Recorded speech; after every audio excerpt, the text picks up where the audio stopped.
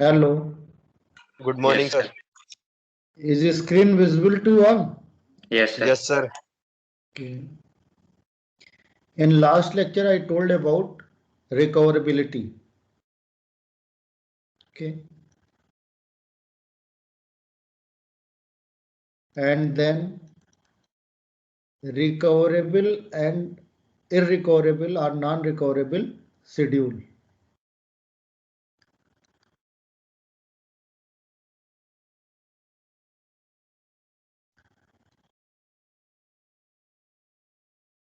Recoverable schedule. Then types of recoverable schedules.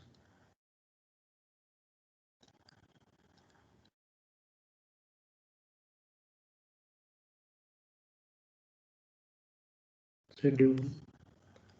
Then please let me know what do you mean by recoverability.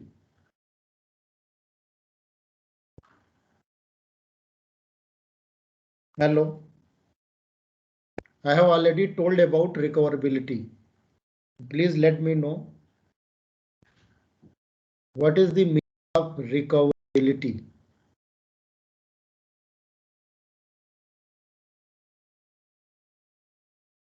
Before this topic, I have already explained serializability.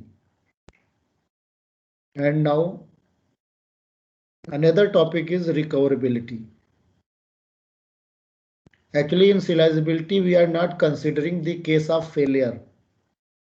But in recoverability, if any failure occurs during the execution of concurrent transactions, then we have to recover the things by performing redo operations or performing undo operations. If transactions aborts, then we have to perform undo operations, and if transactions commit, then we have to perform redo operations. So this process is called recoverability. And if your non-serial schedule is recoverable, then we can easily perform undo and redo operations, and we can keep our database in consistent state. But if your non-serial schedule is irrecoverable, then difficult to recover the things. Now let me know what will we do to find out the recoverable schedule.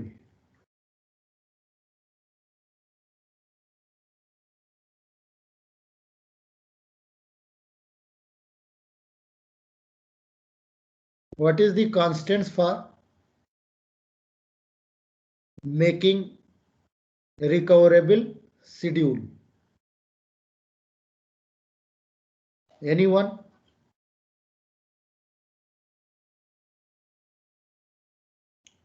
Can you define recoverable schedule?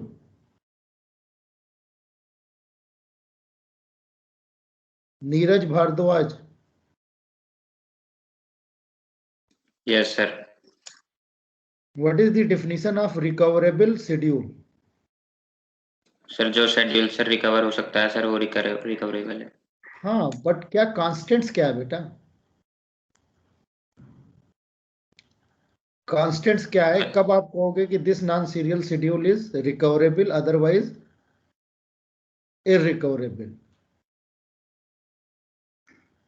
Sir जैसे sir अगर हमने sir मतलब commit कर दिया तो sir अगर उसके बाद फेलियर हुआ तो वो मतलब नॉन रिकवरेबल है. और सर कमिट होने के पहले अगर फेलियर हो गया तो सर वो मतलब रिकवरेबल है. और अगर कमिट होने के बाद फेलियर हुआ और फिर उसके बाद सर T1 ने बाद में कमिट किया तो सर फिर ये नॉन रिकवरेबल हो जाएगा. Please let me know whether this schedule is recoverable or irrecoverable. Sir अगर जैसे यहाँ T1 T2 जो कमिट हुआ है और इसके बाद अगर फेलियर हो गया तो कमिट होने से पहले T1 का तो ये मतलब नॉन रिकवरेबल है. ये और सर नॉन अगर रिकवरेबल है. Very good. तो हमने और पहले अगर बताया सर था ये जो कि कमिट जो था ये राइट ए के बाद ही हो जाएगा सर. हाँ, तो तो हमने T1 क्या में बताया था तो कि if dirty read yes sir is dirty available, read Yes, in sir. non-serial schedule. हाँ, Then ये there is a right है. possibility of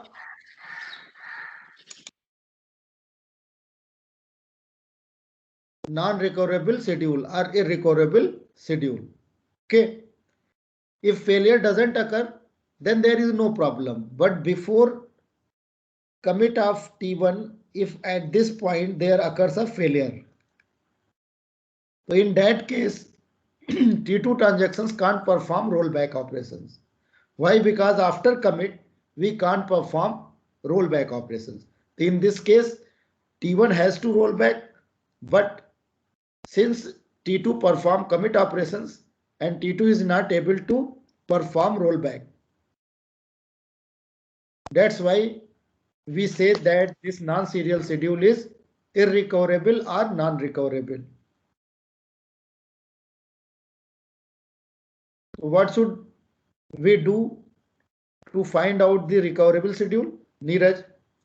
सर यहाँ जो राइट ऑफ ए लिखा है ना सर T1 में, इसके बाद ही कमिट कर देंगे सर हम इसमें T1 में. जिस ऑर्डर में डर्टी कमिट हो रहा है उसी ऑर्डर में अगर कमिट आप परफॉर्म कर रहे हो तो उस केस में क्या होगा? अगर कोई फेलियर होगा और T1 रोल बैक करेगा तो T2 भी रोल बैक हो जाएगा. क्यों? क्योंकि T2 वेट कर रहा है. T2 किसका वेट कर रहा है? T1 का. T1 के कमिट होने के लिए. T1 has to perform commit operations, then T2 will perform commit operations. तो अगर हम बस ये कर दें कि पहले किसको कमिट करें? पहले T1 को कमिट कर लें एंड देन T2 कमिट. ठीक है. तो अब डेफिनेशन क्या हो गया इररिकवरेबल शेड्यूल का कि अगर T2 कोई डेटा रीड कर रहा है which is produced by T1, तो order is first T1 and then T2. In same order, transactions should perform commit operations. Then we will say that this non-serial schedule is recoverable schedule. Did you get it? Hello? Sir. Yes, sir. Now there are three types of recoverable schedule. Cascading schedule, then cascadeless schedule, and strict schedule. One by one, please explain what is the meaning of cascading schedule.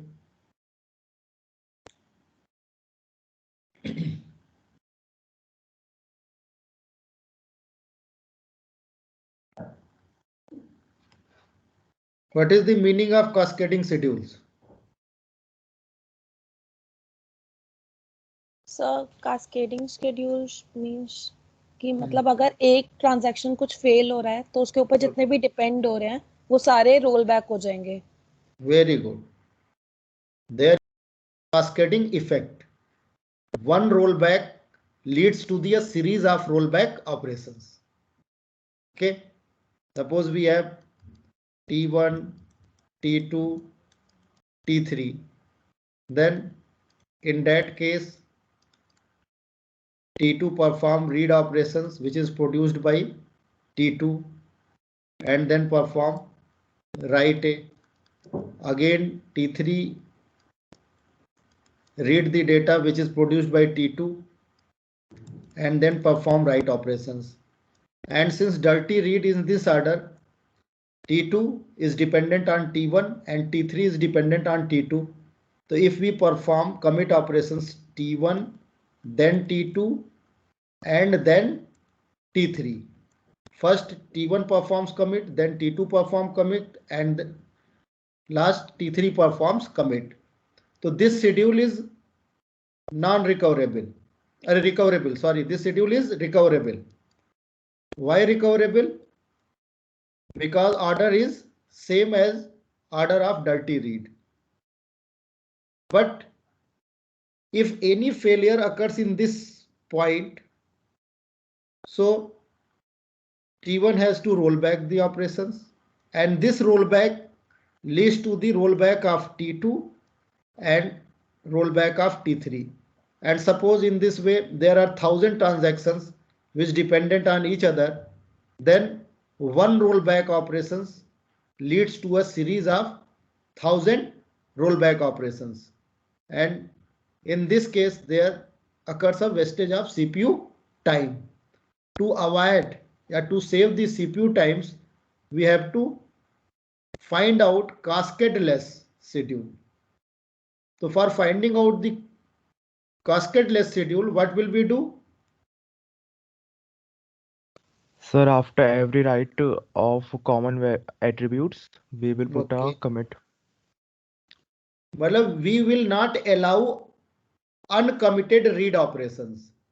Here, uncommitted read operations. Here also uncommitted read operations.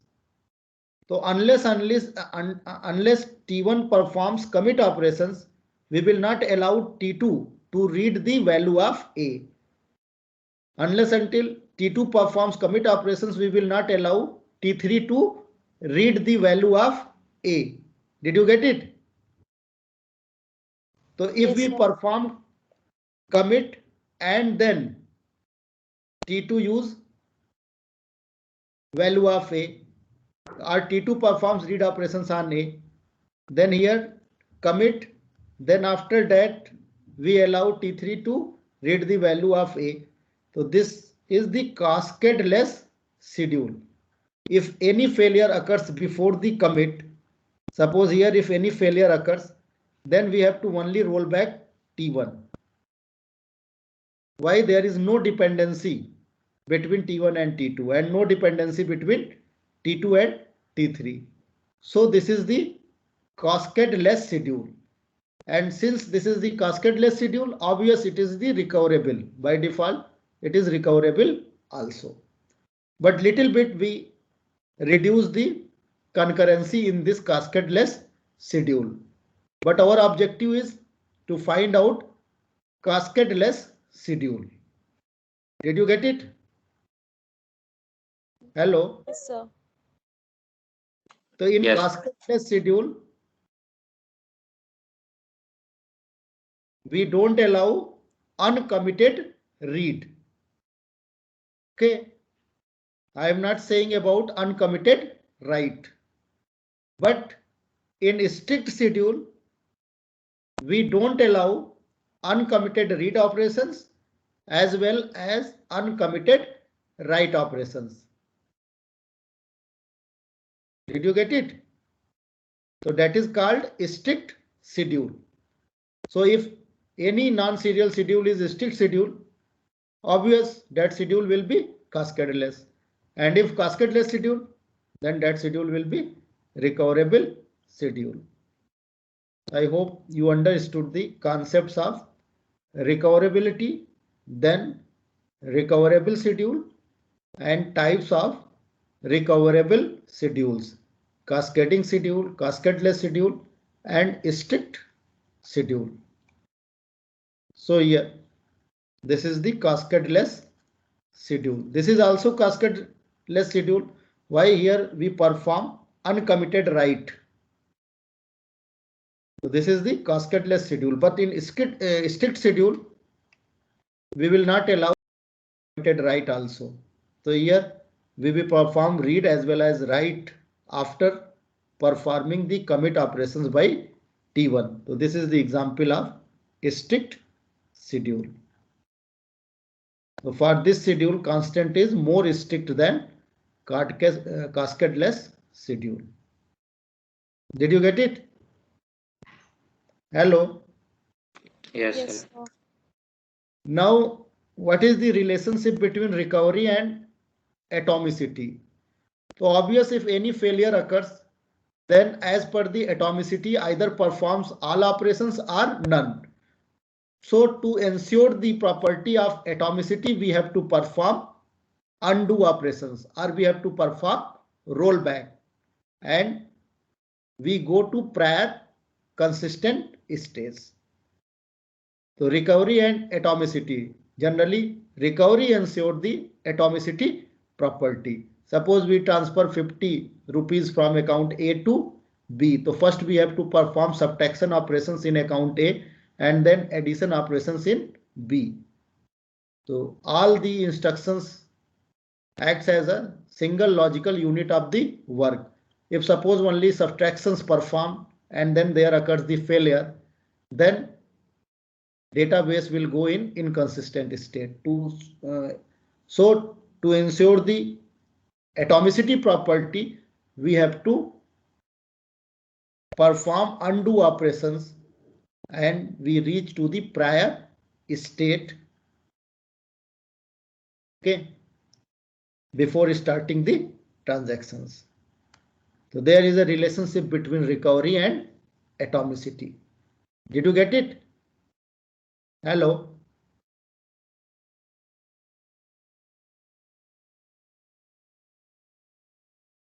Yes, Neeraj sir. Bhardwaj. Actually, through recovery, we ensure the atomicity property. And first topic is there are 4 properties of the transactions, and every transaction should follow all the property: atomicity, then consistency, isolation, and durability. So in recovery, we also satisfy the durability property also. Okay, whatever reflection has been done by the transactions, that must be reflected in the database. Don't alone not ensure the atomicity property, but if you ensure the atomicity property, obvious data will remain in consistent state, and you have to reflect that changes to the database also, and that property represents the durability. So you can say that in recovery, atomicity, if you any transaction satisfy atomicity, isolation, and durability property, then automatically consistency property will be satisfied. Okay. Now there are 2 methods of recovery. One approach is log based recovery method, and second is a shadow paging method. First method is log based recovery method, and second method is shadow paging method. So what is the log based recovery method? In log based recovery method, we create the log files. Okay. And what is the meaning of log file? Actually, all the database operations of the transactions we will write into the log file, and generally we store that log file in non-volatile storage. We store this log file into non-volatile storage, that is the hard disk. So each and every database operations performed by transaction we will store in log file, and that log file we will store in non-volatile storage, and that is called hard disk. Did you get it? And in the case of any failure, software failures or hardware failure occurs, we will refer that log file to recover the things. Okay. Now in log file, if any transaction starts its execution, then in log file first statement is start TI. This indicates that TI begins its execution. And second, if any transactions perform changes in data item A, then we will write both old value and new value. Suppose TI performs any changes on B data item, then we will write B, old value and new value. Every database operations we have to write in log file. Suppose TI successfully completes its execution, then we will write commit TI, and this instructions of log file shows that TI performs its execution successfully. Did you get it? Hello? Yes, sir. If any TJ transactions, suppose successfully start its execution, then we will write TJ. And again, TJ performs any operation on data item, then we have to keep both old value and new value in the log file. And suppose this TJ transaction and not successfully completes its execution, then there occurs a failure and we will write abort TJ, and this indicates that execution of TJ is not successful. And if we write commit comma TI, means execution of TI is successful. So with the help of the log file, we can find out the each and every database operations performed by concurrent transactions and status of all the transactions, and we stores all these instructions in non-volatile storage.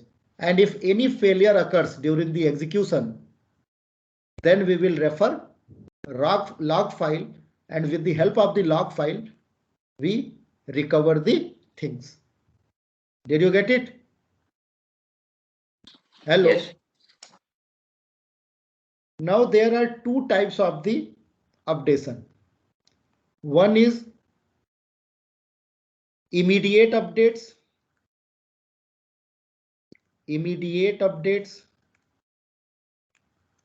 and another one is deferred updates. Immediate updates, whenever we perform any write operations, immediately that changes will reflect in the database. And in deferred updates, whatever changes we made, that changes have been done in the local buffer, and after the partial commit statement, we will reflect that changes into the database. Did you get it? By name itself, the meaning. Immediate means immediately, तुरंत आप क्या करोगे, update कर दोगे. जैसे right ए किया, immediately that changes will reflect into the database. But deferred के case में चेंजेस कहां पे होगा, लोकल बफर में होगा, और जब कमिट आप परफॉर्म कर दोगे तो जितने भी चेंजेस आपने लोकल बफर में किया है वो सब कहां पे हो जाएगा, अपडेट डेटाबेस में हो जाएगा. Did you get it? Hello. Yes, sir. Immediate updates and deferred updates. Now see here, recovery algorithms are techniques to ensure database consistency, atomicity, durability despite failures. Recovery algorithms have two parts.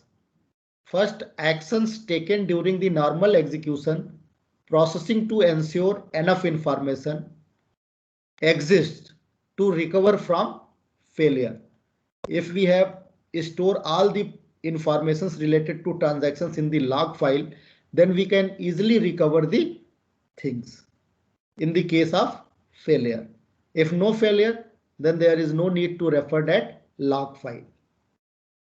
Actions taken after a failure to recover the database contents to a state that ensures atomicity, consistency, and durability. So through recovery algorithm, we ensure all the properties of the transactions. Did you get it? Hello. Yes, sir.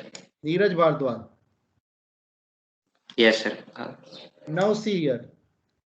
Log based recovery. I have already explained what is the meaning of log based recovery.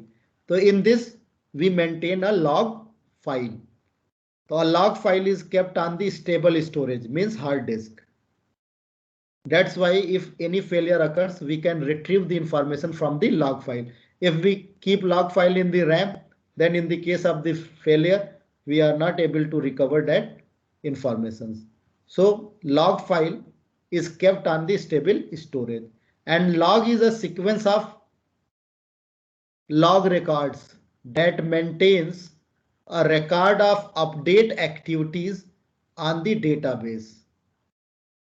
So all the activities of the transactions on the database, we maintain that operations in log file, and in case of failure, we will refer that log file. When any transaction starts, it registers itself by writing a TI and start. TI is a transaction ID and start command represents that TI starts its execution. Before TI executes write X, a log record TI, and if we perform any operations on X, then we will keep both value V1 and V2. V1 represents the old value and V2 represents the new value. I have already explained. We write this instructions, old value and new value. So V1 is old value and V2 is new value. Okay. When TI finishes its last statement, then we maintain this command TI commit is written. We assume for now that log records are written directly to the stable storage. They are not buffered. All these instructions we will store in the hard disk before reflecting the changes in database in the case of deferred updates. And in immediate updates, whenever we will perform write operations, immediately that changes will be reflected in database. Did you get it? Hello. Yes, sir. Now see here. Two approaches using logs: deferred database modification and immediate database modification. Deferred means after commit, we will reflect all the changes of local buffer into the database. But before reflecting that changes to the database, we will keep all the instructions related to transaction in log file, and that log file is stored in hard disk. And in immediate database modification, we will store all the informations related to transaction in the log file, but as any transactions perform write operations on any data item, immediately that change will be reflected in database. So immediate means immediately, deferred means changes को आप क्या कर रहे हो, defer कर दे रहे हो, defer करा दे रहे हो.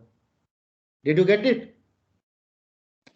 यस सर, लेकिन सर अगर जैसे सर ये डेफर्ड वाला है, हाँ हाँ, तो सर अगर मतलब हमने उसमें लिखा नहीं है लॉग फाइल में और हमारा वहीं पर ही मतलब वो हमें रोल बैक करना है, तो फिर कैसे पता लगेगा? मतलब आप देखो जैसे ये ट्रांजैक्शन है, यहाँ पे आपने ट्रांजैक्शन T1 किया, ओके, एंड दिस T2 किया. Suppose we perform read operations, तो इमीडिएटली लॉग फाइल में क्या होगा कि पहले ये इंस्ट्रक्शंस लिख दिया जाएगा, और ये सब कहाँ पे है, हार्ड डिस्क पे है. ठीक है. अगेन यस सर, जैसे इसने राइट ऑपरेशन परफॉर्म किया, तो सपोज ए की वैल्यू जो है स्टार्टिंग में कितनी थी, 50 थी, और इसने क्या किया, 10 का इंक्रीमेंट करके राइट कर रहा है. तो जैसे ये राइट किया तो T1 क्या करेगा, T1 और 50 वैल्यू भी और रखेगा 60. यस सर, और न्यू वैल्यू भी रखेगा. और उसके पहले किस पे कर रहा है, ये किस डेटा आइटम पे कर रहा है, T1 A1 पे, A1 ये ए पे कर रहा है, ए पे. T1 perform changes on data item A. तो we will keep both the value 50 and 60. Did you get it? Yes sir. And now suppose value of b is 100 and T2 performs read operations. So what will happen? Immediately this instructions will be stored in log file, and this indicates that T2 begins its execution. And मान लो इसने क्या किया, 100 की value 150 कर दिया, तो उस case में क्या होगा? T2 B 100 old value and 150 कर दिया. यस. एंड सपोज ये कमिट कर दिया, तो आप क्या करोगे? इमीडिएटली आप लिख दोगे यहाँ पे T2 commit. Did you get it? Yes. और मान लो यहाँ पे फेलियर अकर हो गया, तो यहाँ पे क्या आ जाएगा? T1 abort. यस. तो अब उस केस में क्या होगा कि अगर कमिट मिल गया है तो डेटाबेस में डेफर्ड के केस में कौन सी वैल्यू चली जाएगी? New value. यस. और अबॉर्ट के केस में कौन सी वैल्यू चली जाएगी? Old value. Old value. Yes. तो डेटा रिकवर हो गया कि नहीं? हेलो. 150 और ये तो सर न्यू वैल्यू तो इसकी चलेगी बी की. और लेकिन सर मतलब जैसे डेफर्ड है तो ये मतलब ये डेफर्ड वाला भी लॉग फाइल में तुरंत की तुरंत ही लिखता रहेगा. लॉग फाइल बेटा अलग चीज है, ये सिर्फ इंफॉर्मेशन बता रहा है, और डेटाबेस अलग चीज है. अगर कोई फेलियर हो गया तो हम कहाँ पे सब कुछ मेंटेन कर रहे हैं? लॉग फाइल से. तो हम ये देखेंगे कि किस डेटा को हमें रिप्लेस करना है ओल्ड वैल्यू से और किस डेटा को रिप्लेस करना है न्यू वैल्यू से, क्योंकि हम दोनों वैल्यू कहाँ मेंटेन कर रहे हैं? लॉग फाइल में मेंटेन कर रहे हैं. Yes sir. ठीक है. तो Yes, ये yes. अगर डेफर्ड केस है मान लो, तो डेफर्ड केस में क्या हुआ कि जब आपने कमिट कर दिया, कमिट के बाद 150 कर दिया, ठीक है, तो इस केस में Yes. क्या होगा कि अभी आपने जो है सिर्फ लोकल बफर में 150 किया है ना? हेलो. Yes sir. इसमें किया Yes, है, इसमें- लोकल बफर में किया है. लोकल और कमिट के बाद ये तो ट्रांजैक्शंस का कमिट होगा तो ये रीडू ऑपरेशन कर देगा. रीडू का मतलब क्या करेगा कि ये तो ऑलरेडी सक्सेसफुल कंप्लीट हो गया है, तो रीडू का मतलब न्यू वैल्यू से अपडेट कर देगा बी को. ठीक है. और डेफर्ड में क्या हुआ कि लोकल बफर में चेंजेस हुआ था. कहां पे? ये 60 लोकल बफर में हुआ था. Yes sir. तो फेलियर हो गया तो यहां तो कुछ करने की जरूरत ही नहीं है ना.